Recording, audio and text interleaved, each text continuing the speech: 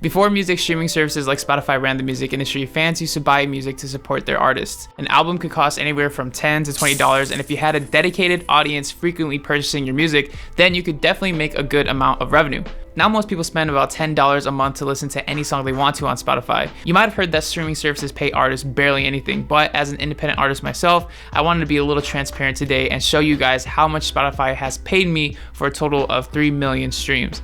What's up, geniuses? My name is Adrian Rivera, and welcome back to the channel where you learn to show your genius. Before I share how much I actually made from Spotify, let's talk about how Spotify determines what they pay you. Most people think it's a pay per stream system where X amount of streams gives you Y amount of money, but it isn't as simple as that. From my understanding, Spotify pays artists a portion of the revenue they make within a month from subscriptions and advertisements on their platform. According to Spotify, they take about 1/3 of the revenue from themselves, and the other 2/3 goes to artists. So out of that 2/3 of revenue, how does Spotify determine how much money each artist gets? That depends on how many streams an artist generated for that month. For example, if an artist catalog generated 50% of the total stream pool that month, then they take 50% of the revenue.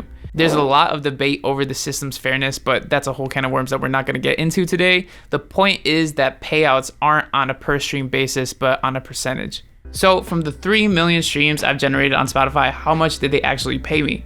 After adding up the totals, I've made about $6,129.06 from Spotify, but keep in mind that some of these songs have splits between other artists and independent labels, so I'd say that this $6,000 is about 80% of the revenue. If you're a small independent artist, it's pretty nice to see those kinds of numbers, but once you start taking into account the amount of time it took to actually get there, it's easy to question how viable streaming is as a source of income. I first started releasing music to Spotify back in 2017, so it took about 6 years to make $6,000. Keep that in mind. However, one thing you have to remember is that with any business, growth is exponential. Out of those 3 million streams, 1.7 million came from the last year alone, which means that out of the $6,000 I made, about $3,400 was made this past year. Who knows where those numbers will be within a year from now, and think about where it could be 2 or 3 years down the line. You also have to remember Spotify isn't the only streaming service out there. I've made another $1,600 from other services like Apple Music, iTunes, Tidal, and Deezer, just to name a few. But again, if you're trying to make a living off of music, you're going to need a lot of streams if you're relying on streaming services to be your only source of income. But it doesn't have to be. I do my best to diversify my income streams with things like YouTube channel sponsorships, affiliate marketing, digital and informational products, and merch for my music, like this limited availability Are We There Yet crew neck, which you can pick up from the link in the description.